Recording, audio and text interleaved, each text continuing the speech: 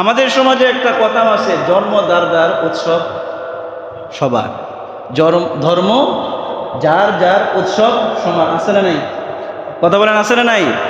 এই যে স্লোগানগুলো postering, handbill, টিভিতে, টকশোতে, কখন? পূজার আগে, পয়লা বৈশাখের আগে, ঈদের আগেও না, রমজানের আগেও না। কথা কন ঠিক না বেঠিক? পূজার আগে ধর্ম যার যার উৎসব সবার, আপনার পয়লা বৈশাখের আগে ধর্ম যার যার উৎসব সবার। আরে আজব ব্যাপার, ধর্ম যার যার উৎসব তার তার, কথা কয় না। ব্যবসা যার যার, মুনাফাও তার তার, বিয়ে যার যার, বউ তার তার, পুকুর যার যার, মাছও তার তার, কথা কয় না ঠিক না বেঠিক? আবার অনেকেই বলবে হুজুরদের জন্য তো কোনো কিছুই করতে পারি না, সব জায়গায় ধর্মকে টেনে আনে, সব জায়গায় কি করে? ধর্মকে টেনে আনে। এরা মৌলবাদ, ধর্মান্ধ, জঙ্গি গোষ্ঠী, এরকম ট্যাগ আমাদেরকে দেওয়া হয় কি হয় না? কথা বলেন না, দেওয়া হয় কি দেওয়া হয় না? দেওয়া হয়। আমরাও খুশি, আমরা মৌলবাদ, আমরা ধর্মান্ধ, আমরা ধর্মান্ধ। কারণ কি? ধর্মান্ধতা ছাড়া ধর্মের পরিপূর্ণ অনুসরণ করা সম্ভব নয়। কথা কোন ঠিক না বেঠিক? ধর্মান্ধতা ছাড়া আল্লাহ আল্লাহ রসুলকে বিশ্বাস করা সম্ভব নয়। ধর্মান্ধতা ছাড়া আখিরাতকে বিশ্বাস করা সম্ভব নয়। ধর্মান্ধতা ছাড়া জান্নাত জাহান্নামকে বিশ্বাস করা সম্ভব নয়। ধর্মান্ধতা ছাড়া হাসরকে বিশ্বাস করা সম্ভব নয়। কথা কোন ঠিক না বেঠিক? আমরা ধর্মান্ধ, আমরা মুসলমান, আমি ধর্মান্ধ। আল্লাহ রসুল যেটাকে বলে গেছেন চোখ বুঝে সেটাকে আমরা সত্য হিসাবে স্বীকৃতি দিয়েছি। কথা কোন ঠিক না বেঠিক? আমাদেরকে মৌলবাদ বলা হয়, হ্যাঁ অবশ্যই আমরা মৌলবাদ। মৌলবাদ মানে কারা? মৌলবাদ হচ্ছে যারা ইসলামের মূলকে ধরে রেখেছে, তারা হচ্ছে মৌলবাদ। কথা কোন ঠিক না বেঠিক? জঙ্গি বলো, জঙ্গি কাদেরকে বলা হয়? জং শব্দের এটা হচ্ছে ফার্সি, যোদ্ধা। জঙ্গি মানে যোদ্ধা। আমরা যোদ্ধা, আমরা আল্লাহর সৈনিক, আমরা মুজাহিদ, আমরা আল্লাহর জন্য, রসুলের জন্য, দ্বীনের রক্ষার জন্য, শিয়ারে ইসলামকে পৃথিবীতে প্রতিষ্ঠিত করার জন্য জীবন দিব, প্রাণ দিব, বিবিকে বিধবা করব, সন্তানদেরকে এতিম বানাবো, জান দিব, মাল দিব, রক্ত দিব, শহীদ হলো, তারপরে ইসলামকে প্রতিষ্ঠিত করে ছাড়বো। কথা কোন ঠিক না বেঠিক? আমরা এই পহেলা বৈশাখকে ঘিরে আমাদের সমাজে এবং আমাদের দেশে প্রশাসন এবং রাষ্ট্রীয় তত্ত্বাবধানে যে পহেলা বৈশাখ নববর্ষ যেভাবে উদযাপিত হয়, এইগুলোর মধ্যে অসংখ্য অগণিত বিষয় এমন রয়েছে যেগুলো কিছু কিছু বিষয় সরাসরি শিরিক। কেউ যদি করে, বিশ্বাস করে, সমর্থন করে, সে ডাইরেক্ট কাফের হয়ে যাবে। সে মসজিদে আসবে, নামাজ পড়বে, তার জানাজা হবে, মুসলিম কবরস্থানে তার কবরও হবে, কিন্তু সে মুশরিক হয়ে মারা যাবে। বলেন নাউজুবিল্লাহ।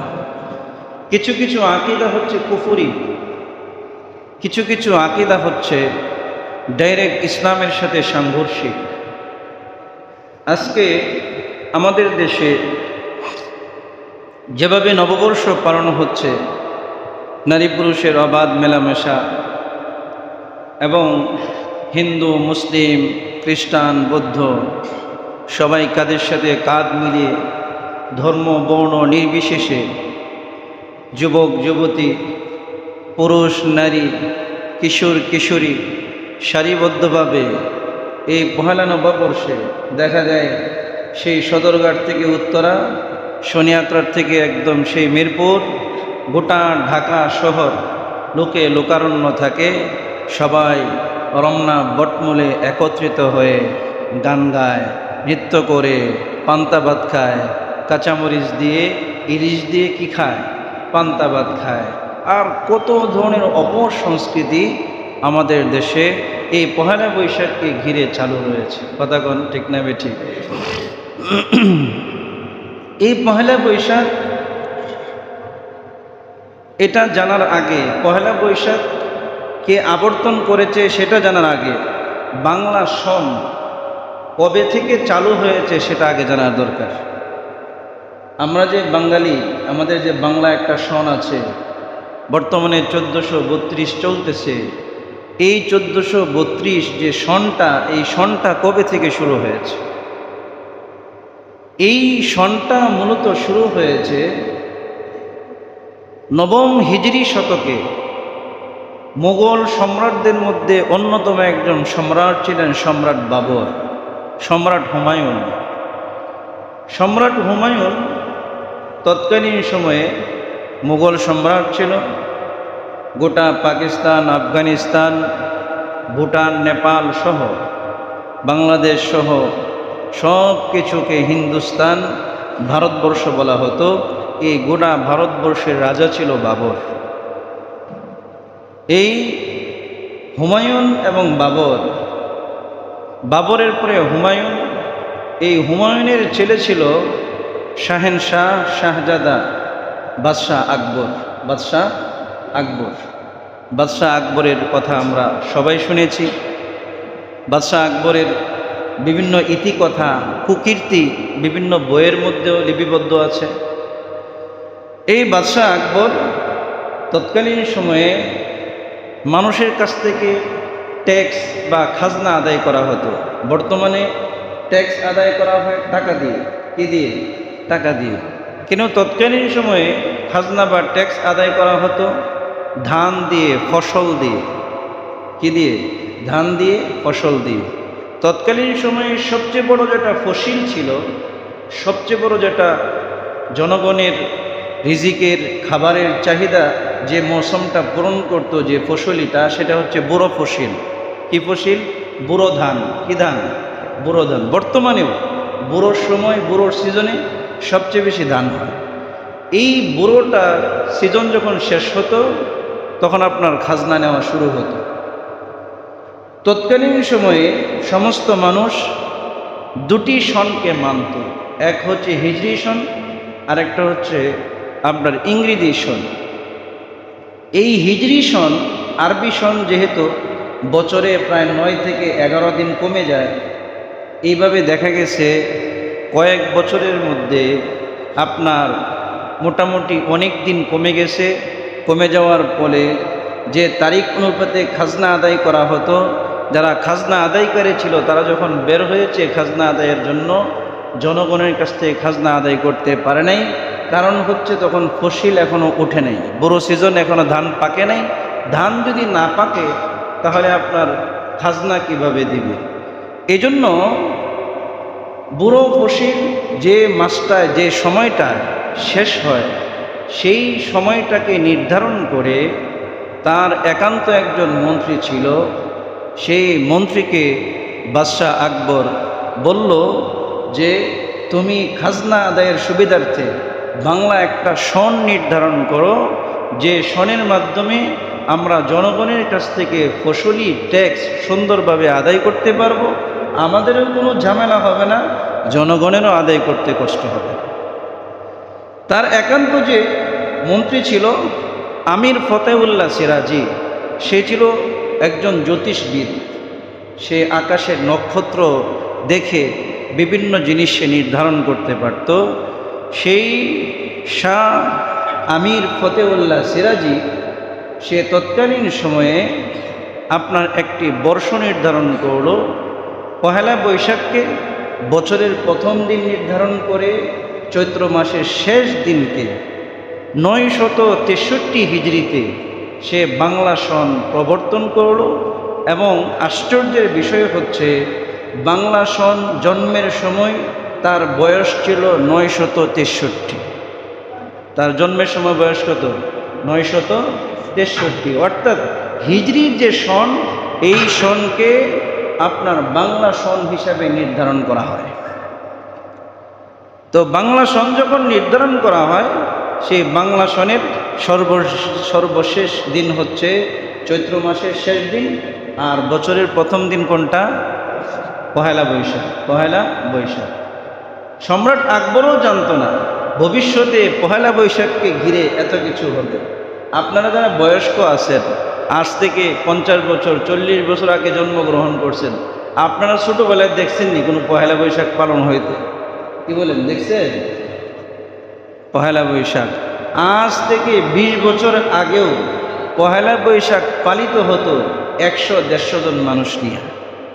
100-150 জন মানুষ নিয়ে 1-1.5 যুগে অপসংস্কৃতির বন্যায় মুসলিম সমাজ এমনভাবে ভেসে গেছে, এই 90% মুসলিম দেশে পহেলা বৈশাখ এমনভাবে পালিত হয়, মনে হয় এটা মুসলিম রাষ্ট্র নয়, এটা পুরোটা একটা অধিকাংশ হিন্দু রাষ্ট্রে পরিণত হয়েছে। বলেন নাউজুবিল্লাহ। এই পহেলা বৈশাখ আমরা জানলাম বাংলা সনের প্রবর্তককে সম্রাট আকবর। কে? সম্রাট আকবর। এই সম্রাট আকবর ছিল মুঘল সম্রাটের মধ্যে সবচেয়ে অর্বাচীন, মূর্খ এবং সবচেয়ে বিকৃত মস্তিষ্কের একজন সম্রাট ছিল। সে তার হিন্দু প্রজাদেরকে খুশি করার জন্য সমস্ত পুরোহিতদেরকে নিয়ে তার ক্ষমতার মস্ত টিকিয়ে রাখার জন্য নতুন একটা ধর্মের সূচনা করেছিল, যে ধর্মের নাম হচ্ছে দ্বীন-এ ইলাহী। নাম শুনেছেন? দ্বীন-এ ইলাহী। আপনারা ইতিহাস পড়বেন, দেখবেন তার ধর্মের নাম কি? দ্বীন-এ ইলাহী। সেই ধর্মের কালিমা কি ছিল? লা ইলাহা ইল্লাল্লাহ আকবরু খলিফাতুল্লাহ। বলেন নাউজুবিল্লাহ। লা ইলাহা ইল্লাল্লাহ আকবরু খলিফাতুল্লাহ, এই ছিল তার ধর্মের কালিমা। এই ধর্মের কালিমায় সে বলেছে যে ইসলাম ধর্মের যিনি প্রবর্তক, যার মাধ্যমে ইসলাম ধর্ম শুরু হয়েছে, জনাবে মুহাম্মদুর রাসূলুল্লাহ সাল্লাল্লাহু আলাইহি ওয়াসাল্লাম, উনার মেয়াদ ছিল 1000 বছর। বলেন নাউজুবিল্লাহ। উনার মেয়াদ কত বছর? 1000 বছর। 1000 বছর চলে গেছে, মুহাম্মদের ধর্মের মেয়াদও শেষ হয়ে গেছে। বলেন নাউজুবিল্লাহ। ইসলাম ধর্মের কোনো মেয়াদ আছে ভাই? আছে, একদম কিয়ামত পর্যন্ত। ইসলাম ধর্মের মেয়াদ কি? কিয়ামত পর্যন্ত। ওয়ারেন্টি গ্যারেন্টি কে দিয়েছেন? আল্লাহ। কে দিয়েছেন? জোরে বলেন, কে দিয়েছেন? আল্লাহ। Direct guarantee. এই যে সম্রাট আকবর, সে অনেকগুলো ইসলামী বিধানকে সে রহিত করে নিজের দ্বীন-এ ইলাহীকে সে প্রবর্তন করেছিল। এই দ্বীন-এ ইলাহীর মাধ্যমে সে সার্বজনীনতা, অর্থাৎ হিন্দু, বৌদ্ধ, খ্রিস্টান, মুসলমান যত ধর্ম আছে সমস্ত ধর্মের সমন্বয়ে দ্বীন-এ ইলাহী চালু করেছিল। বলে নাউজুবিল্লাহ মিন যালিক। এখন আসেন, আজকে যে আমরা পহেলা বৈশাখ আমাদের দেশে প্রায়, বিশেষ করে ঢাকা শহরে, গ্রামগঞ্জে কম, ঢাকা শহরে 50% উপরের মানুষ, ছেলে মেয়ে, শিক্ষিত, বুদ্ধিজীবী, এরকমভাবে বিভিন্ন কলামিস্ট, বিভিন্ন মানুষ যারা সাংবাদিক, সবাই মিলে যে পহেলা বৈশাখ পালন করে, এই পহেলা বৈশাখের প্রবর্তককে, এই পহেলা বৈশাখের প্রবর্তক হচ্ছে আপনার গুরু কবিগুরু রবীন্দ্রনাথ ঠাকুর। কবিগুরু রবীন্দ্রনাথ ঠাকুর। রবীন্দ্রনাথ ঠাকুর মুসলমান? কি বলেন? আপনারা কি মনে হয়? মুসলমান। ওর তো দাড়ি ছিল। কি ছিল? দাড়ি ছিল। দাড়ি তো মাশাআল্লাহ আমার চেয়ে অনেক বড় ছিল। দাড়ি থাকলে কি মুসলমান হয়? হ্যাঁ, দাড়ি থাকলে মুসলমান হয়? হ্যাঁ, দাড়ি থাকলে মুসলমান হয় না, তবে মুসলমানের দাড়ি থাকে। মুসলমানের কি থাকে? দাড়ি থাকে। দাড়ি থাকলেই মুসলমান হয় না, কিন্তু মুসলমানের কি থাকে? দাড়ি থাকে। কারণ দাড়ি হচ্ছে শিয়ারে ইসলাম, ইসলামের একটি নিদর্শন। বলেন সুবহানাল্লাহ। এই রবি ঠাকুর 1309 সালে, অর্থাৎ আপনার বাংলা হিজরি শুরু হয়েছে 963 হিজরিতে, তারও প্রায় আপনার 400 বছর পরে এই রবি ঠাকুর শান্তিনিকেতনে, তার যে শান্তিনিকেতন আছে, সেই শান্তিনিকেতনে বীতি ছায়াতলে সে এক বিশাল বর্ণাঢ্য, পহেলা বৈশাখকে ঘিরে বর্ণাঢ্য সে এক গান বাদ্য নৃত্যের আয়োজন করে। এই গান বাদ্য নৃত্যে মুসলিম, অমুসলিম, হিন্দু সহ সকল মানুষকে দাওয়াত দেয়। আর তার দাওয়াতে যেহেতু সে অত্যন্ত বড় কবি ছিল, সমস্ত মানুষ সাড়া দেয়। এইভাবে আপনার পয়লা বৈশাখের উদযাপন শুরু হয়েছে। আর এই ভারত কলকাতা থেকে, শান্তিনিকেতন থেকে এই বাংলাদেশে পয়লা বৈশাখের উদযাপন শুরু করেছে কারা? যারা শান্তিনিকেতনের মুরিদ আছে, রবীন্দ্রনাথের মুরিদ আছে, শিষ্য আছে, ছায়ানট শিল্পী গোষ্ঠী, উদীচী শিল্পী গোষ্ঠী, শাহবাগী, বাংলা একাডেমি, এরকম যে সমস্ত মুরগিচোরা শাহরিয়ার কবির যারা আছে, এরা এই বাংলার জমিনে, বাংলাদেশে আপনার এই পহেলা বৈশাখকে নিয়ে এসেছে। এই পহেলা বৈশাখ, যে পহেলা বৈশাখে আপনি শুরু থেকে শেষ পর্যন্ত যতগুলো রীতিনীতি চালু আছে, একটা রীতিনীতি আপনি পাবেন না যেটা ইসলাম সমর্থন করে। একটাও রীতিনীতি পাবেন না যেটা কি করে ইসলাম সমর্থন করে। তো ইসলাম যেটাকে সমর্থন করে না, এরকম অসমর্থিত অনিসলামিক কার্যকর্মে সবচেয়ে বেশি কারা যায়? কথা বলেন, কারা যায়? আরে আমার মতো মুসলমান, আমার সন্তানেরা, আমার মেয়েরা, আমার ছেলেরা, কথা বলেন না, এরা কারা? এরা যারা যায় এরা কারা? এরা সবাই হচ্ছে আমাদেরই সন্তান। স্কুল, কলেজ, ইউনিভার্সিটিতে পড়াশোনা করে, স্কুলে পড়াশোনা করে, বিভিন্ন কোচিংয়ে পড়াশোনা করে, বিভিন্ন শিক্ষিত যারা আছে, এরাই পহেলা বৈশাখকে খুব সুন্দরভাবে উপভোগ করে এবং উদযাপন করে। বলেন নাউজুবিল্লাহি মিন যালিক।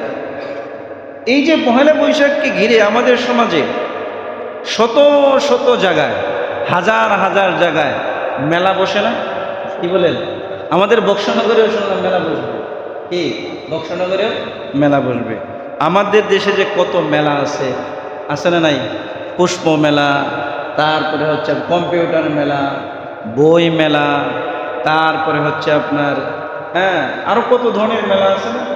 কি বলেন? মোবাইল মেলা, কত ধরনের মেলা আছে। এই মেলাগুলো প্রবর্তককে কোত্থেকে আসলো? এই মেলা, এই মেলার প্রবর্তক হচ্ছে মিস্টার ইবলিস। কে? মিস্টার ইবলিস। কি বলেন? নাম কি? মিস্টার ইবলিস। চিনেন মিস্টার ইবলিসকে? চিনেন? আমরা চিনি, সবাই চিনি। মিস্টার ইবলিস হচ্ছে মানব সভ্যতার শত্রু। শুধু মানব জাতির শত্রু না, সে মানব সভ্যতার শত্রু। মিস্টার ইবলিস কিভাবে এটা চালু করেছে? এই মিস্টার ইবলিসের এই মেলা সম্পর্কে তাফসীরে ইবনে কাসিরে 22 নম্বর পারা সূরাতুল আহজাবের 5 নম্বর রুকুর তাফসীরে আল্লামা ইবনে কাসির রহমাতুল্লাহি আলাইহি খুব সুন্দরভাবে ইবলিস কিভাবে মেলার প্রবর্তন করেছে এবং কি সূক্ষ্মভাবে মেলার মাধ্যমে নারী পুরুষের অবাধ মেলামেশা চালু করে জিনা ব্যভিচারের দ্বারকে উন্মুক্ত করে দিয়েছে, এটা তাফসীরে ইবনে কাসিরে আল্লামা ইবনে কাসির রহমাতুল্লাহি আলাইহি সুন্দরভাবে উপস্থাপন করেছেন। তাফসীরে ইবনে কাসিরে 22 নম্বর পারার সূরাতুল আহজাবের 5 নম্বর রুকুর তাফসীরে আল্লামা ইবনে কাসির রহমাতুল্লাহি আলাইহি বলেন, আদম সন্তানদের বসবাস ছিল দুইভাবে বিভক্ত। আদম সন্তান যারা ছিল তারা দুইভাবে বসবাস করত, দুই শ্রেণীতে বিভক্ত ছিল। এক শ্রেণী বসবাস করত পাহাড়ে জঙ্গলে, আরেক শ্রেণী বসবাস করত জমিনের সমতল ভূমিতে। যারা পাহাড়ে জঙ্গলে বসবাস করত, ওদের পুরুষগুলো ছিল সুদর্শন উঁচা লম্বা, আর মেয়েগুলো ছিল খাটো বেটে এবং কালো কদাকার। আর সমতল ভূমিতে যারা বসবাস করত, এদের মেয়েগুলো ছিল সুদর্শন সুন্দরী উঁচা লম্বা, আর পুরুষগুলো ছিল বেটে কদাকার এবং কালো। ইবলিস শয়তান চিন্তা করল, এই দুই শ্রেণীকে কিভাবে একত্রিত করা যায়। এই দুই শ্রেণীর আদম সন্তানকে একত্রিত করার জন্য ইবলিস শয়তান মানুষের রূপ ধারণ করে সমতল ভূমিতে এক ব্যক্তির বাড়িতে এসে সে গোলাম পরিচয় দিয়ে তার বাড়িতে সে কাজ করা শুরু করলো। কাজ করত আর বিকাল বেলায় বাঁশি বানিয়ে সমতল ভূমিতে সে বাঁশি বাজাইতো। এইভাবে একদিন দুই দিন আস্তে আস্তে তার বাঁশির সুর শুনে সমতল ভূমির নারী পুরুষগুলো তার চতুর্দিকে জমা হতো। এই বাঁশির সুর শুনে একদিন পাহাড় জঙ্গলে বসবাসরত একজন পুরুষ এই সমতল ভূমিতে চলে আসলো। সমতল ভূমিতে এসে নারীগুলোকে দেখে ওই পুরুষ নারীদের প্রতি আকৃষ্ট হয়ে গেল, আর নারীরাও সুদর্শন পুরুষ দিকে তার দিকে আকৃষ্ট হয়ে গেল। এই পুরুষ গিয়ে অন্যান্য পুরুষদেরকে খবর দিল। খবর দেওয়ার পরে পাহাড়ের সুদর্শন পুরুষরা সমতলে নেমে আসলো। এইভাবে একে একে তারা পরস্পর বসে বসে সারাদিন তারা বাঁশির সুর শুনত, আর একজন আরেকজনের কাছে ভাব বিনিময় করে, প্রেম বিনোদন করে আস্তে আস্তে তাদের মধ্যে ভালোবাসা তৈরি হলো। আর ভালোবাসার পরেই একজন আরেকজনের সাথে জিনায় লিপ্ত হয়ে গেল। এইভাবে পৃথিবীর জমিনে, পৃথিবীর বুকে জিনার দ্বার প্রান্ত, জিনার দ্বার ইবলিস, মিস্টার ইবলিস খুলে দিয়েছিল। বলেন নাউজুবিল্লাহ। এইভাবে মেলা প্রবর্তন করে মিস্টার ইবলিস আপনার এই জিনার যে এক বিশাল উন্মুক্ত ময়দানকে সে উন্মুক্ত করে দিয়েছিল। বলেন নাউজুবিল্লাহ। বর্তমানে যত মেলা আছে, মেলার দর্শকরা অধিকাংশ নারীরা। কথা বলেন, মেলায় যায় কারা? বাণিজ্য মেলায় যান, মেয়েদের জন্য আপনি চলতেই পারবেন না। কথা কয় না? আছে না নাই? কথা বলেন না কেন? আছে না নাই? আর ঘষা খাইতে খাইতে আপনার যান শেষ। বাণিজ্য মেলায় আপনি ঢুকতেই পারবেন না। কি আছে বাণিজ্য মেলায়?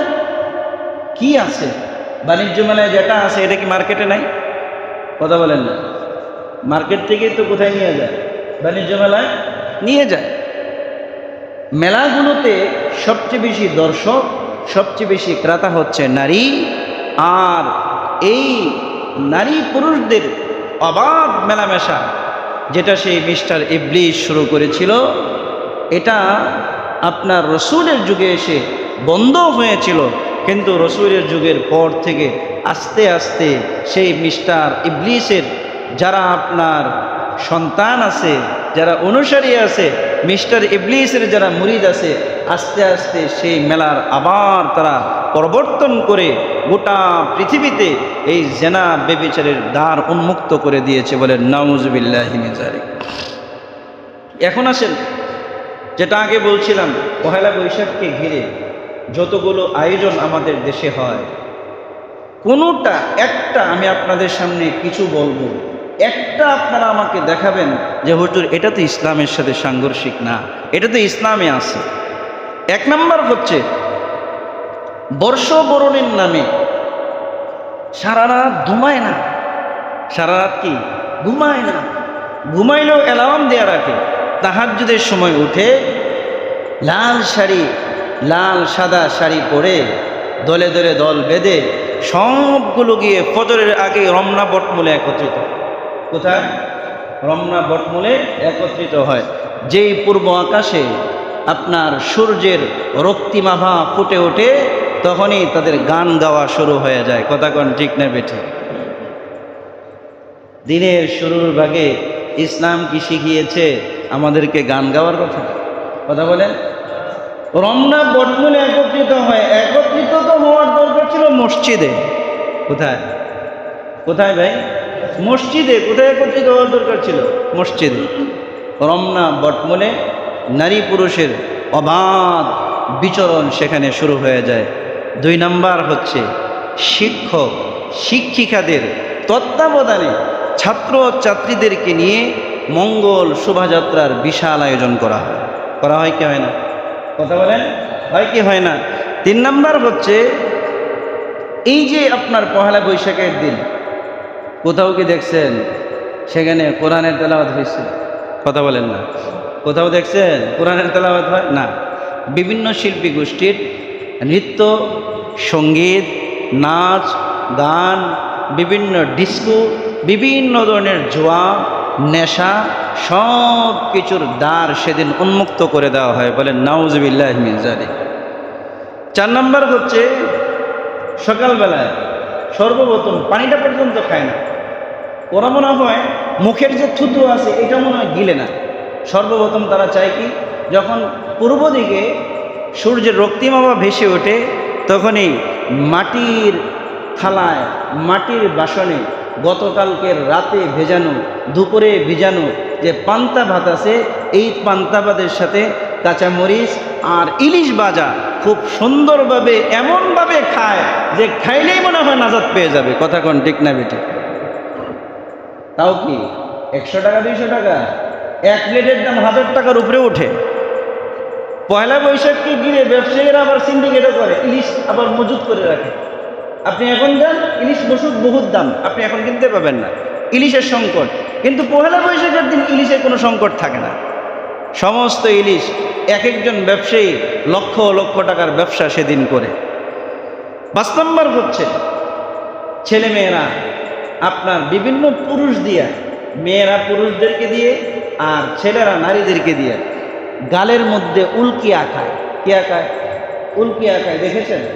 কথা বলেন না, দেখেছেন নি? গালের মধ্যে কি আঁকায়? উল্কি আঁকায়। বাস, ছেলে খুব মোলায়েম গালের মধ্যে ধরে উল্কি আঁকে, আর মেয়েও ছেলের গালের মধ্যে ধরে কি আঁকে? উল্কি আঁকে। অথচ বুখারী শরীফের 5347 নম্বরে হাদিসে আল্লাহ নবী সাল্লাল্লাহু আলাইহি ওয়াসাল্লাম লানত করেছেন, লানা রাসূলুল্লাহ সাল্লাল্লাহু আলাইহি ওয়াসাল্লাম ওয়াসিমাতা ওয়াল মুস্তাওসিমাতা, যারা নিজেদের চেহারায়, নিজেদের শরীরে উল্কি আঁকায়, উল্কি আঁকে এবং আঁকায়, উভয়ের উপর আল্লাহর রাসূলের লানত। বলেন নাউযুবিল্লাহি। কার লানত? কথা বলেন না, কার লানত? সর্বশ্রেষ্ঠ মানুষ, তার লানত। লানত কি? বদদুয়া। এই বদদুয়া কি কবুল না হওয়ার সম্ভাবনা আছে? কথা বলেন না। আমাদের সমাজে কিছু মানুষ আছে টেটু আঁকে। কি আঁকে? টেটু আঁকে। কিছু কিছু পাগলা যুবক আছে, পাগল যুবক, এরা এখানে টেটু আঁকে। B+M, অর্থাৎ বাবু প্লাস ময়না, বুঝেন নাই? প্রেমিক প্রেমিকা, প্রিয়জনের নাম, বিভিন্ন ছবি, বিভিন্ন প্রাণীর ছবি, বিভিন্ন কিছু কি করে টেটু আঁকে। যারা টেটু আঁকে এদের উপর লানত। যারা টেটু আঁকে, এই টেটু দিয়া ওর জীবনে শরীর কোনোদিন পবিত্র হবে না, কারণ টেটুর নিচে কোনোদিন পানি প্রবেশ করে। কথা বলেন না, পানি প্রবেশ করে। আমি একদিন এক যুবককে দেখলাম, সে নামাজ পড়তেছে। কি পড়তেছে? নামাজ পড়তেছে। তার হাফ হাতা গেঞ্জি আর এইখানে 2টা অক্ষর প্লাস দিয়ে লেখা টেটু। আমি বললাম, তোমার তো ওযুই হয়নি, তোমার তো কি হয় নাই? ওযু হয়নি, তুমি কি বিবাহিত? জি হুজুর। আমি, তুমি তো নাপাক, তুমি তো চিরতরে নাপাক, তুমি তো চিরতরে নাপাক, তোমার তো ফরজ গোসল হয়েছে, তোমার ফরজ গোসল তো তোমার কখনো শরীর পবিত্র হয়নি। কথা বলেন না, শরীর কি হয় নাই? পবিত্র হয় নাই। সে বলতে, হুজুর আমি তো জানি না। কি বলেন আপনি? এটা, এই টেটু তো আঁকছি আমি আরো 4-5 বছর হয়ে গেছে। এই টেটু যারা আঁকে, এই টেটু যারা আঁকে এবং যারা আঁকায়, উভয়ের উপরও আল্লাহ রাসূলের লানত। বলেন নাউযুবিল্লাহি মিন যালিক। পয়লা বৈশাখের আরেকটা খুব ভয়ঙ্কর দৃশ্য হচ্ছে বিভিন্ন জীবজন্তুর, বাঘ, ভাল্লুক, কুকুর, বিড়াল, শৃগাল, পেঁচা সহ বিভিন্ন মুখোশ পরে। দেখছেন কিনা? কথা কয় না। দেখছেন কিনা? বিভিন্ন কি পরে? মুখোশ পরে। এই মুখোশ পরে তারা বিভিন্নভাবে বলতে থাকে, এসো হে বৈশাখ, এসো এসো। কথা কন, এসো হে বৈশাখ, এসো এসো। আজব এক ব্যাপার। বৈশাখ কি ভাই? মাস না? কথা কয় না। বৈশাখ কি মাস না? এটা কোনো প্রাণী? এটা হচ্ছে একটা সময়, একটা মাস। সমস্ত মাস, সমস্ত সময়ের খালেককে, সৃষ্টিকর্তাকে। জুড়ে বলেন না, সৃষ্টিকর্তাকে ভাই? আল্লাহ। তো তারা আল্লাহকে না ডেকে আল্লাহ যেটাকে সৃষ্টি করছে সেটাকে ডাকে। বলেন নাউযুবিল্লাহ। আরো ভয়ঙ্কর জিনিস। এসো এ বৈশাখ, এসো এসো। এই কবিতার মধ্যে একটা লাইন আছে। লাইনটা কি? মুছে যাক গ্লানি, সূচে যাক ধরা, অগ্নি স্নানে সূচি হোক ভরা। বলেন নাউযুবিল্লাহ। আগুন দিয়ে গোসল করে, আগুন দিয়ে ধুয়ে গোটা পৃথিবী পবিত্র হইতো, বলেন তো আগুন কি কোনো জিনিসকে ঠিক করে না ধ্বংস করে? কথা বলেন না। মুসলমান কি আগুন দিয়ে উজু করে? মুসলমান উজু করে পানি দিয়া, গোসলের মাধ্যমে, ওজুর মাধ্যমে, তওবার মাধ্যমে মুসলমান পবিত্র হয়। আগুনের মাধ্যমে কোনো মুসলমান কখনো পবিত্র হয় না। আগুনের মাধ্যমে পবিত্রতার দাবি করে যারা আগুন পূজারী, কথা কোন ঠিক না বেঠিক? রবীন্দ্রনাথ সেই ঠাকুরের গানের মধ্যে এটা লিপিবদ্ধ আছে এবং এটা মুসলমানের বাচ্চারা স্টেজে উঠে খুব সুন্দরভাবে গায় আর সামনে সারিতে দর্শকরা খুব সুন্দরভাবে শুনে, অথচ বুঝেই না কি বলছে, কি গাইছে এবং কিভাবে আমাদের ইমানগুলোকে হরণ করছে, কথা কোন ঠিক না বেঠিক? হিন্দি অনেক গান আছে আমাদের বাংলাদেশে। যদি আপনার গানের শ্রোতা 60% পান যারা রেগুলার গান শোনে, হেডফোন কানের মধ্যে দেয়, বিভিন্ন অনুষ্ঠানে গান শোনে, এর মধ্যে 50% পাবেন হিন্দি শ্রোতারা, হিন্দি গানের দর্শক, হিন্দি গানের শ্রোতা, হিন্দি গানের আশেক। আছে না নাই? কথা বলেন না, আছে না নাই? হিন্দি বহুত গান আছে যে গানগুলোর মধ্যে আপনার প্রতিটি কথায় শিরিক, প্রতিটি কথার মধ্যে আপনার হচ্ছে কুফরি দ্বারা ভরপুর। আর মুসলমানের বাচ্চারা এগুলো শুনে আবেগে আপ্লুত হয়ে কান্না পর্যন্ত করে দেয়। কি করে দেয়? কান্না পর্যন্ত করে দেয়। আমাকে একদিন বলছে, হুজুর বিভিন্ন সিনেমার দৃশ্য, নাটক যখন দেখি তখন চোখ থেকে পানি পড়ে। আপনি যখন দোয়া করেন আপনার চোখ থেকে পানি পড়ে, দুটির মধ্যে পার্থক্য কি বলেন? চোখ থেকে, আমি যখন গান শুনি, নাটক দেখি, বিভিন্ন অভিনয় দেখি, কাঁদে না? অনেকে কাঁদে না? কথা কয় না, কাঁদে না? ওই দিন দেখলাম আপনার এক সাক্ষাৎকারে সাংবাদিকরা জিজ্ঞাসা, সিনেমা হল থেকে বের হয়েছে, এক মহিলা বলতেছে সিনেমা দেখতে কাঁদতে কাঁদতে আমার আঁচলটা ভিজিয়ে গেছি। বলেন নাউজুবিল্লাহ। ও জীবনেও আল্লাহর কাছে একটা কথা বলে এক ফোঁটা চোখের পানি ফেলাই নাই, সে সিনেমা দেখতে দেখতে কাঁদতে কাঁদতে তার আঁচল ভিজিয়ে ফেলেছে। বলেন নাউজুবিল্লাহ। তো দুই কান্নার মধ্যে পার্থক্য কি বলবো? পার্থক্যটা, পার্থক্য এইটা। আমি একটা সহজ উদাহরণে বলি। চিরা আছে না? চিরা, চিরা খাই না? ভিজিয়ে খাই না? তো চিরা যদি আপনি পানি দিয়ে ভিজান, চিরা গলবে কি গলবে না? আবার প্রস্রাব দিয়ে যদি ভিজান, গলবে কি গলবে না? গানের মাধ্যমে হৃদয় গলে, কোরআন হাদিসের মাধ্যমে হৃদয় গলে। কোরআন হাদিসের মাধ্যমে যেটা হৃদয় গলে ওইটা হচ্ছে চিরার মধ্যে পবিত্র পানি দিয়ে চিরা যেভাবে গলে সেটার সমান। আর গানের মাধ্যমে যে হৃদয় গলে, হৃদয় থেকে চোখ থেকে পানি পড়ে, সেটা হচ্ছে পেশাব দিয়ে, প্রস্রাব দিয়ে আপনার চিরা ভিজানোর সমান। কথা কন ঠিক না বেঠিক? পেশাব দিয়েও চিরা ভিজে, পানি দিয়েও চিরা ভিজে। তুই খা, তুই কোনটা খাবে? পেশাব দিয়ে যেটা ভিজছে এটা খাইবে, নাকি যেটা পানি দিয়ে ভিজছে সেটা খাইবে? কথা কন ঠিক না বেঠিক? চিরা সব টিকতে দিয়ে ভিজে, পেশাব দিয়েও ভিজে, আবার কি পানি দিয়েও ভিজে। কোরআন হাদিসের কথা শুনলেও হৃদয় গলে, অশ্রু আপনার চক্ষু থেকে অনর্গল পড়তে থাকে। বিভিন্ন গান নাটক দেখলেও চক্ষু থেকে অশ্রু পড়তে থাকে। দুটির মধ্যে পার্থক্য হচ্ছে পানি আর পেশাবের মতো। কথা কোন ঠিক না বেঠিক? যাক, যেটা বলছিলাম, এই যে একটা আপনার পংক্তি এবং একটা গানের যে লাইন, এই লাইন ডাইরেক্ট হচ্ছে শিরিক। এই লাইনটা কি ভাই? ডাইরেক্ট হচ্ছে শিরিক। আরও সবচেয়ে বড় কথা কি জানেন? পেঁচা আর বিভিন্ন ভাগ, বল্লক, পাতিশিয়াল, শৃগাল এদের মুখোশ কেন পরে? কি জন্য পরে? আশ্চর্য ব্যাপার। যদি জিগান এদেরকে, এরা বলতেও পারবে না। যারা বলতে পারে এরা বলে যে আমরা এগুলো করছি, এইগুলোর মাধ্যমে আমরা শান্তি কামনা করি। এই সমস্ত প্রাণী যেন আমাদের কোনো ধরনের ক্ষতি করতে না পারে। আমাদের বাংলাদেশে বাঘে কোনো ক্ষতি করে? কথা কয় না। বাঘ যদি ক্ষতি করে সুন্দরবনের আশপাশে, ঢাকা শহরে বাঘের কোনো প্রভাব আছে? কুত্তার কোনো প্রভাব আছে? শৃগালের কোনো প্রভাব আছে? শিয়ালের কোনো প্রভাব আছে? আপনার পেঁচার কোনো প্রভাব আছে? কোনো কিছুই না। তাহলে এগুলো কেন পড়ে? এটা হচ্ছে হিন্দু সংস্কৃতি। হিন্দুদের ভাগ্য দেবীর নাম হচ্ছে লক্ষ্মী দেবী।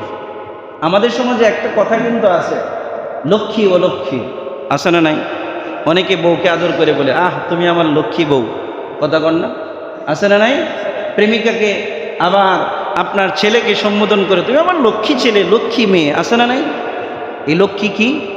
হিন্দুদের যে দেবতা লক্ষ্মী দেবী, এই লক্ষ্মী দেবীর বাহন হচ্ছে পেঁচা। এই মুখোশ পরে হিন্দুরা বুঝাইতে চায়, ও লক্ষ্মী দেবী, তোমার বাহন নিয়ে আমরা রাস্তায় নেমেছি, তুমি আসো তোমার বাহনে চড়ে আগামী বছর সেই চৈত্র মাসের শেষ দিন পর্যন্ত আমাদেরকে সৌভাগ্যবান আর আমাদের ভাগ্য পরিবর্তন করো, বলেন নাউজুবিল্লাহ। লক্ষ্মী দেবী যে আছে, এর কোনো প্রাণ আছে? কথা বলেন না। ওর মুখের মধ্যে দিয়ে কুকুরে এক পা উঠিয়ে পেশাব করে, ও কি সেটা ফেরানোর বিন্দু পরিমাণ ক্ষমতা আছে? বিন্দু পরিমাণ ক্ষমতা নেই। আজব এক সংস্কৃতি হচ্ছে হিন্দু সংস্কৃতি। মানে মানব রচিত ধর্ম তো হিন্দু, মানব রচিত ধর্ম কি? হিন্দু ধর্ম। এই হিন্দু ধর্মের মধ্যে মানে আজব আজব কাহিনী। কোথাও একটা সাপ দেখছে, বাস সাপরে কি করা তো শুরু করে দিছে, প্রণাম করা শুরু করেছে। বটগাছ দেখছে, বটগাছকে প্রণাম করা শুরু করছে। ল্যাংটা অনেক, ভারতের মধ্যে দেখলাম অনেক সাধু আছে যারা জীবনে কোনোদিন কাপড় পরে নাই, জীবনে কোনোদিন কি পরে নাই, কাপড় পরে নাই। বাস তাদেরকেও কি করে এরকমভাবে প্রণাম করে, বলে নাউজুবিল্লাহ। মানুষের যদি বিন্দু পরিমাণ বিবেক বুদ্ধি, তার যদি বিন্দু পরিমাণ মাথায় গেলু থাকে, এই ব্যক্তি কখনো এই সমস্ত জিনিসের পূজা করতে পারে না। কথা কোন ঠিক না বেঠিক? যা হোক, যেটা বলছিলাম, এই মঙ্গল শোভাযাত্রায় পেঁচার মুখোশ পরে আপনার আমার ছেলেমেয়েরা, আমাদের সন্তানরা সেখানে অংশগ্রহণ করে কি করে না? কথা বলেন, করে কি করে না?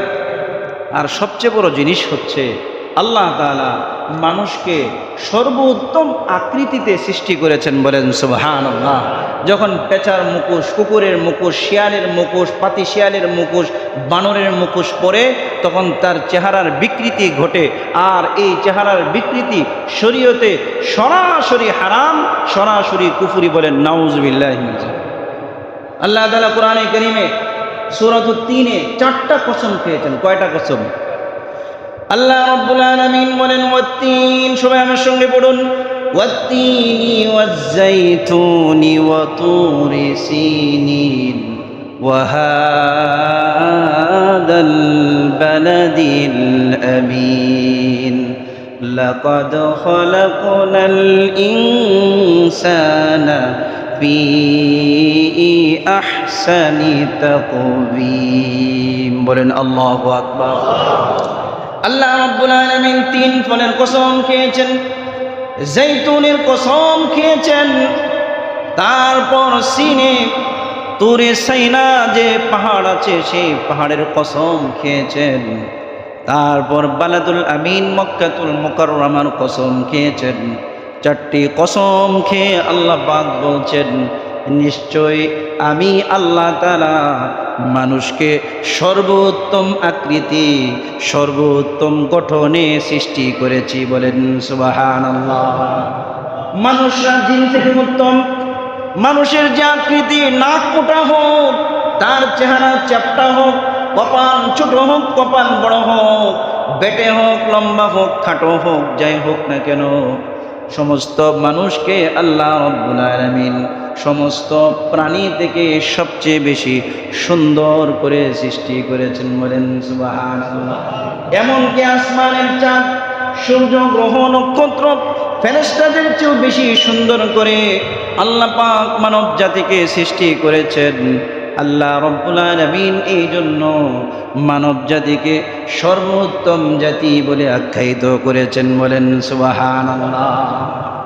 মানব জাতি যে সবচেয়ে বড় সুন্দর, তার চেয়ে বড় সুন্দর আল্লাহ তাআলা কোনো সৃষ্টি করেন নাই। এটা একটা ঘটনা ঘটেছে তাফসীরে কুরতুবীতে। ইরাকের বাদশা ছিল খলিফা মনসুর, আব্বাসী খলিফা।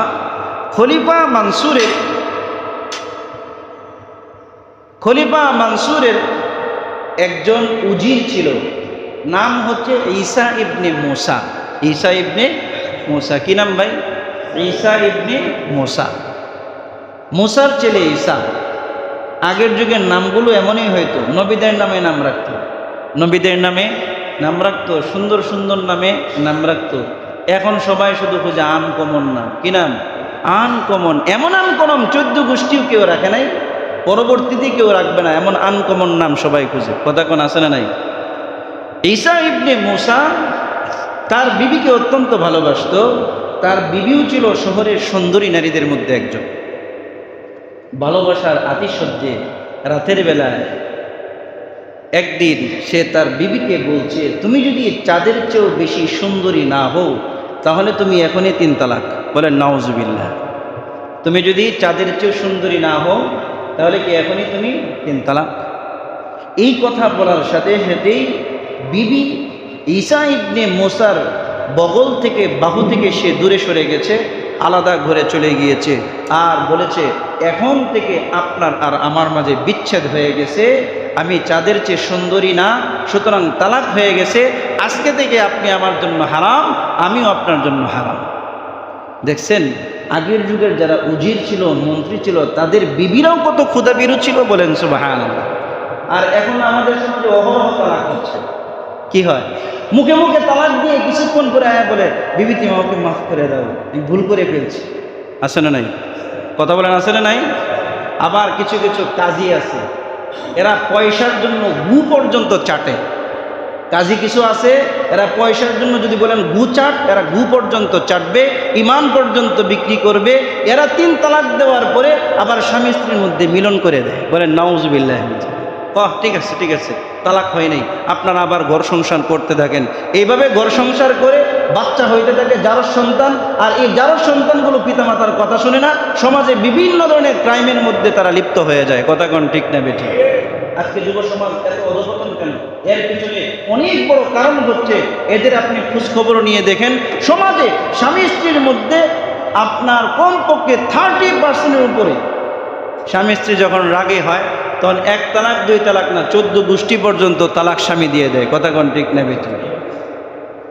আছে না এরকম? আমাদের সমাজে বহু আছে। তো খলিফা মানসুরের বিবি সাথে সাথে পৃথক হয়ে যায়। খলিফা মানসুরের যে উজির ছিল ঈসা ইবনে মুসা, সে অত্যন্ত ভারাক্রান্ত হয়ে গেছে, সারা রাত সে ঘুমাইতে পারে নাই। আমি কি সর্বনাশ করলাম, আমার প্রাণের বিবি, আমি আজকে তাকে বিচ্ছিন্ন করে দিলাম। সকালবেলায় মনমরা নিয়ে খলিফা মানসুরের দরবারে হাজির হয়েছে। হাজির হওয়ার পরে খলিফা মানসুর বলছে, এই ঈসা ইবনে মুসা, কি হয়েছে তোমার? তোমার চেহারা, তোমার এই আকৃতির এই অবস্থা কেন? বলছে, জাহাপনা, আমি তো রাত্রে বিরাট বড় ভুল করে ফেলছি। কি ভুল করছো? আমি তো আমার বিবিকে এই কথা বলছি, তুমি যদি চাঁদের চেয়ে সুন্দরী না হো তাহলে তুমি এখনই 3 তালাক। এই কথা তো আমি বলে ফেলছি। আমার বিবি তো হুজুর তালাক হয়ে গেছে, আমার তো জীবন শেষ, আমি তো ধ্বংস হয়ে গেছি, আমি এই বিবি ছাড়া কীভাবে থাকবো? খলিফা মানসুর তৎকালীন সময়ের শহরের বাগদাদের যারা বড় বড় মুফতি ছিলেন সবাইকে ডাকলেন। বাগদাদ এবং বসরা তৎকালীন ইসলামী রাজ্যের রাজধানী ছিল এগুলো। সবাইকে ডাকার পরে সমস্ত মুফতি ভর্তি ছিল বাগদাদের কেন্দ্রীয় মসজিদে। তাদের কাছে বললেন, এই যে কথা বলছে এই কথাই কি বিবি তালাক হয়েছে কিনা? সমস্ত মুফতিরা বলছে এক বাক্যে যে এই তার বিবি তালাক হয়ে গেছে, এটা আর সংশোধনের কোনো রাস্তা নাই। এই মজলিসের মধ্যে সর্বকনিষ্ঠ একজন আপনার মুফতি ছিলেন, তিনি হচ্ছেন মুফতি আজম ইমাম আবু হানিফা রহমতুল্লাহ আলাইহি। বলেন সুবহানাল্লাহ। আমাদের মাযহাবের ইমাম, আমরা গর্বিত, আমরা মাযহাবী। বলেন না ভাই, আমরা গর্বিত, আমরা মাযহাবী। আমরা এমন এক ব্যক্তির অনুসরণ করি, এমন এক ব্যক্তির মাধ্যমে দ্বীনকে পেয়েছি, এমন এক ব্যক্তির মাধ্যমে ফিকহ এবং ইসলামকে পেয়েছি, এমন এমন ব্যক্তিদের মাধ্যমে আমরা ফতোয়া পেয়েছি। দ্বীন মানি জানের দ্বারা তৎকালীন সময়ে সমস্ত উলামায়ে কেরাম এক বাক্যে বলেছে, তৎকালীন সময়ে ইমাম আবু হানিফার চেয়ে বড় কোনো আলেম এই জগতে নাই। বলেন সুবহানাল্লাহ। অনেকে বলে মাযহাব মানে ইমাম আবু হানিফার অনুসরণ করে, তোরা কার অনুসরণ করিস? তোরা তো একই অবস্থা, বিভিন্ন মানুষের অনুসরণ করো। কার মাধ্যমে? তোমরা কি রাসূলকে পেয়েছো? সাহাবায়ে কেরামকে পেয়েছো? বিভিন্ন তাবিঈদেরকে পেয়েছো? পাও নাই, আমরাও পাই নাই। আমরা যাদের মাধ্যমে দ্বীন পেয়েছি তাদেরকে মানি না, আমরা তাদের মাধ্যমে রাসূল এবং সাহাবায়ে কেরামকে মানি। কথা কোন ঠিক না বেঠিক? ইমাম আবু হানিফা সর্বকনিষ্ঠ মুফতি, তিনি দাঁড়িয়ে বললেন, জাহাপনা, বিবি তালাক হয় নাই। সুবহানাল্লাহ। ও কেমনে বললো তালাক হয় নাই? আরে আপনি কি বলেন? সে যে বলেছে বিবিকে চাঁদের চেয়েও সুন্দরী না হলে তালাক, এর দ্বারা তালাক হয় নাই। কারণ মানুষ চাঁদের চেয়েও সুন্দর। আল্লাহ তাআলা কোরআনে কারীমে বলেছেন, লাকাদ খালাকনাল ইনসানা ফি আহসানি তাকবীম, আমি মানুষকে সর্বোত্তম সর্বশ্রেষ্ঠ আকৃতি এবং সুন্দরভাবে সৃষ্টি করেছি। বলেন সুবহানাল্লাহ। আল্লাহ তাআলা মানুষকে চাঁদের চেয়েও সুন্দর বানিয়েছেন। সাথে সাথে ঈসা ইবনে মুসা এবং খলিফা মনসুর বলেছে, এই ছোট্ট মুফতি নয়, এ তো মুফতি আজম, বলেন সুবহানাল্লাহ। তো এই যে আপনার পেঁচা এবং বিভিন্ন মুখোশ ধারণ করে মানব আকৃতির আপনার বিকৃতি ঘটানো হয়, এই বিকৃতির মাধ্যমে আল্লাহ তাআলার সৃষ্টির বিকৃতি হয়, যেটা সরাসরি হারাম। আরেকটা কাজ হয়, সেটা হচ্ছে লাল আঁচলে সাদা শাড়ি পরিধান করে, আছে না নাই? লাল আঁচলে সাদা শাড়ি পরিধান করে, মাথা কিন্তু ঢাকা নাই। মাথা ঢাকা আছে? মাথা ঢাকা নাই, মাথাও ঢাকা নাই, শরীরের বিভিন্ন অঙ্গও ঢাকা নাই। তো যেটা বলছিলাম, হাদিস শরীফের মধ্যে এসেছে, আপনার মুসলিমের 2128 নম্বর হাদিস, আল্লাহ নবী বলেন, সিনফানে মিন আহলিন নার লাম আরাহুমা, দুই শ্রেণীর মানুষ জাহান্নামী যাদেরকে আমি এখনো দেখি নাই। এক নম্বর, কওমুম মাহুম সিয়াতুন কাযনাবিল বাকারি ইয়াদরিবুনা বিহান নাস, এক ধরনের মানুষের হাতে গরুর লেজের মতো চাবুক থাকবে, এরা মানুষকে অন্যায়ভাবে প্রহার করবে, যেটা খলিফা আপনার আব্বাসীয় খেলাফতের পরে আপনার বিভিন্নভাবে তাতারিরা যখন গোটা দেশকে ধ্বংস করে দিয়েছে, তাদের উদ্ভাবন সেভাবে হয়েছিল। যাই হোক, একদল হচ্ছে যাদের হাতে চাবুক থাকবে কিসের মতো? গরুর লেজের মতো, এর দ্বারা মানুষকে কি করবে? অন্যায়ভাবে প্রহার করবে। দুই নাম্বার হচ্ছে এমন নারী, তারা কি? যে নিসাউন কাসিয়াতুন আরিয়াতুন, এমন মহিলা পোশাক পরিধান করার পরেও উলঙ্গ, পোশাক পরিধান করার পরেও কি? উলঙ্গ। আমাদের সমাজে মহিলারা বর্তমানে সবচেয়ে বেশি টাইট ফিট পছন্দ করে, কথা বলেন না? ঢিলাঢালা আনস্মার্ট। স্মার্ট নয়, স্মার্ট হচ্ছে একদম শরীরের সাথে মিশে থাকবে, আপনার খুব সুন্দরভাবে দেখা যাবে, এটা হচ্ছে স্মার্ট। কথা কোন ঠিক না বেটি?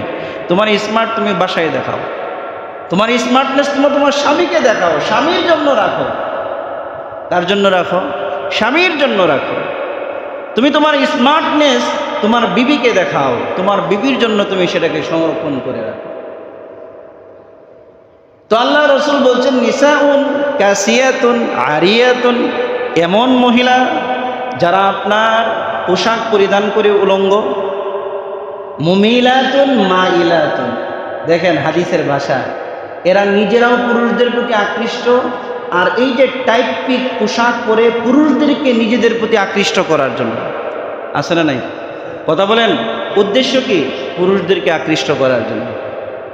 তো আল্লাহ নবী সাল্লাল্লাহু আলাইহি ওয়াসাল্লাম বলছেন, আর এদের চুলগুলো হবে উটের যে কুঁজ আছে, গজ আছে, এই গজ যেভাবে উন্মুক্ত থাকে, এরকম তাদের মাথাগুলো এরকম উন্মুক্ত থাকবে। আল্লাহ নবী বলেন, লা ইয়াদখুলনাল জান্নাতা, এরা কোনোদিন কখনো এরা জান্নাতে প্রবেশ করবে না। শুধু এতটুকুই না, ওয়ালাম ইয়াজিদনা রিহাহা, জান্নাতের ঘ্রাণ পর্যন্ত পাবে না, যদিও জান্নাতের ঘ্রাণ 40 বছর দূরত্ব থেকে পাওয়া যাবে, বলেন সুবহানাল্লাহ। কিন্তু এই সমস্ত মহিলারা পাবে না, এই সমস্ত মহিলারা পাবে না। আমাদের ছেলে মেয়েরাই তারা কি বলেন? হাজি সাহেব কি বলেন? মুসল্লি, নামাজি, মেয়ে বের হয়ে গেছে, খবরও নাই, সে এটাকেই কি মনে করতেছে? দিন মনে করতেছে, আমি তো ভালো না। আপনি ভালো না, আপনার মেয়েগুলো জাহান্নামের দিকে যাচ্ছে, আপনার ছেলেরা জাহান্নামের দিকে যাচ্ছে, আর আপনি মসজিদে বসে তসবিহ পড়তেছেন, আপনি ভালো কিভাবে হলেন? তাদেরকে সেই পথ থেকে আনার জন্য কি কি পদক্ষেপ গ্রহণ করেছেন? আপনি কেমন নির্দয় মা বাবা, আপনার মেয়ে জাহান্নামের দিকে দৌড়াচ্ছে আর আপনি মসজিদে বসে আছেন। আপনি কেমন নির্দয় মা বাবা, আপনার ছেলেমেয়েরা জাহান্নামের দিকে দৌড়াচ্ছে, জাহান্নামের পোশাক পরিধান করছে, আগুনের পোশাক পরিধান করছে, আর আপনি বাহবা দিচ্ছেন, বলেন নাউজুবিল্লাহ। কোনো মা বাবা কি নিজের সন্তান আগুনে পুড়তেছে দেখে সে সহ্য করতে পারবে? কথা বলেন না, সহ্য করতে পারবে? সে কি মা বাবা? এটা নির্দয়, এমন নির্দয় মা বাবা পৃথিবীতে আছে? পৃথিবীতে নাই। তাহলে আল্লাহ নবী বলছেন মুসলিমের 2128 নম্বর হাদিসে, যে এই দুই শ্রেণীর মানুষ হচ্ছে জাহান্নামী, এরা জান্নাতের ঘ্রাণ পর্যন্ত পাবে না, বলেন নাউজুবিল্লাহ। 8 নাম্বার, কিছু কিছু সরল মনা না বুঝে না শুনে আমাদের কিছু ছেলে মেয়েরা মা বোনরা কপালের মধ্যে সিঁদুর পর্যন্ত পরে, বলেন নাউজুবিল্লাহ। সে মুসলমান, কপালে সে সিঁদুর পড়ছে, এটাকে সে কিছুই মনে করতেছে না, এটাকে সে কিছুই মনে করতেছে না। অথচ সিঁদুর হচ্ছে একমাত্র হিন্দুদের সংস্কৃতি, এদের ধর্মীয় বিধান। কথা কোন না, ঠিক না বেঠিক? আল্লাহ নবী বলেন, মান তাশাব্বাহা বিকওমিন ফাহুয়া মিনহুম। আবু দাউদের বর্ণনায় এসেছে, আবু দাউদের 4031 নম্বর হাদিসে এসেছে, যে ব্যক্তি যে ব্যক্তির মতাদর্শ গ্রহণ করবে, ওই ব্যক্তির সাথে ওই ব্যক্তির হাসর নাসর হবে, বলেন নাউজুবিল্লাহ। হিন্দুদের স্থান কোথায় হবে? জুড়ে বলেন না ভাই, কোথায় হবে? এদের কোনো হিসাব কিতাব আছে? মুসলমানের একমাত্র হিসাব কিতাব, গোটা মুসলমান ছাড়া পৃথিবীতে যত ধর্মাবলম্বী আছে এদের কোনো হিসাব কিতাব নাই, বিনা হিসাবে জাহান্নামী, বলেন নাউজুবিল্লাহ। হিসাব কিতাব তো তার জন্য যে ইসলামী রাষ্ট্রে প্রবেশ করেছে, যে ইসলাম ধর্ম গ্রহণ করেছে। কথা বল না, ঠিক না বেঠিক? বাংলাদেশের আইন তো তার জন্য যে বাংলাদেশের পাসপোর্টধারী নাগরিক, ইন্ডিয়ান নাগরিকের জন্য বাংলাদেশের আইন মানা না। আপনার আফগানিস্তানের নাগরিকের জন্য বাংলাদেশের আইন নয়, কারণ সে তো বাংলাদেশী না। বাংলাদেশি যখন হবে তখনই বাংলাদেশের আইন তাকে মানতে হবে। মুসলিম যখন হবে তখন আল্লাহ পাকের বিধান তাকে মানতে হবে। যে ব্যক্তি মুসলমানই না, ওর তো হিসাব কিতাব নাই, ও তো ডাইরেক্ট জাহান্নামী, চিরস্থায়ী জাহান্নামী, বলেন নাউজুবিল্লাহ। তাহলে হিন্দুদের বেশভূষা ধারণ করে কি করে না? আমাদের সমাজে এটাকে আবার বলা হয় সার্বজনীনতা, সার্বজনীন ধর্ম, সার্বজনীন ধর্ম। এই সার্বজনীন ধর্মের প্রবক্তা ছিল আবু জাহেলরা। কারা ছিল? আবু জাহেলরা। আবু জাহেলরা এসে আল্লাহ রসুলের কাছে প্রস্তাব দিলেন, মুহাম্মদ এক কাজ করেন, একদিন আপনি আমাদের মূর্তির পূজা করবেন, আরেকদিন আমরা আপনার সাথে বাইতুল্লাহ নামাজ করব। বলেন না নাউজুবিল্লাহ। আল্লাহ তাআলা এই প্রেক্ষাপটে কোরআনের আয়াত নাজিল করেছেন, সূরাতুল কাফিরুন, কুল ইয়া আইয়ুহাল কাফিরুন। এই সূরা কি করেছেন? নাজিল করেছেন। ইসলামের সার্বজনীনতার বিন্দু পরিমাণ কোনো ধরনের সুযোগ নাই। কথা বলেন, কোনো সুযোগ নাই। আমাদের সমাজে একটা কথা আছে, জন্ম যার উৎসব সবার, ধর্ম যার যার উৎসব সমান। আছে না নাই? কথা বলেন, আছে না নাই? এই যে স্লোগানগুলো, পোস্টারিং, হ্যান্ডবিল, টিভিতে টকশোতে, কখন? পূজার আগে, পয়লা বৈশাখের আগে, ঈদের আগেও না, রমজানের আগেও না। কথা কন, ঠিক না বেটি? পূজার আগে ধর্ম যার যার, উৎসব সবার। আপনার পয়লা বৈশাখের আগে ধর্ম যার যার, উৎসব সবার। আরে আজব ব্যাপার, ধর্ম যার যার, উৎসব তার তার। কথা কয় না। ব্যবসা যার যার, মুনাফাও তার তার, বিয়ে যার যার, বউ তার তার, পুকুর যার যার, মাছও তার তার। কথা কয় না, ঠিক না বেঠিক? পুকুর যার যার, মাছ সবার, এটা কি মানবে কেউ? জমি যার যার, আপনার জমির কৃষির ফসল সবার, এটা কি মানবে কেউ? আপনার ব্যবসার ক্ষেত্রে কি আপনি মানবেন যে ব্যবসা যার যার, মুনাফা পুরা শুকুরশির? মানবেন? এরকম কোনো উদার ব্যবসায়ী আছেন নাকি? নাই। কিন্তু এই ক্ষেত্রে কেউ মানে না। মানে কোথায়? যেখানে সুবিধা, যেখানে কি সুবিধা। আমরা বলি জন্ম যার যার, উৎসব যদি সবার হয় কোনো সমস্যা নেই। আসো, তোমাদের পূজায় আমরা যেভাবে যাই, আমাদের ঈদগাহে আসো। কথা বলে না, আসে। আজ পর্যন্ত কোনো মালাউন, কোনো হিন্দুর বাচ্চা, মুসলমান যে বন্ধু বান্ধব আছে, কোনো হিন্দু, কোনো মালাউন কোনোদিন ঈদগাহে আসছে? কিন্তু আমাদের কুলাঙ্গার সন্তানরা আপনার পূজা মণ্ডপে যায় কি যায় না? একদিন এক হিন্দু বেটা বলতেছে, মুসলমানদের যন্ত্রণায় পূজা পর্যন্ত করতে পারতেছি না, এত ভিড়াভিড়ি তারা করে। বলেন নাউজুবিল্লাহ। এত ভিড়াভিড়ি তারা করে যে এদের যন্ত্রণা আমরা পর্যন্ত ঠিক মতনে পূজা করতে পারি না। তাহলে যদি আপনার খালি হিন্দুদের ক্ষেত্রেই, অনিসলামের ক্ষেত্রে এই স্লোগান হয়, তাহলে এই স্লোগান আমরা মানি না। এই স্লোগান ইসলামেও সাপোর্ট করে না, ইসলাম সমর্থিত নয়। ইসলাম সমর্থিত হচ্ছে ধর্ম যার যার, উৎসবও কি তার তার।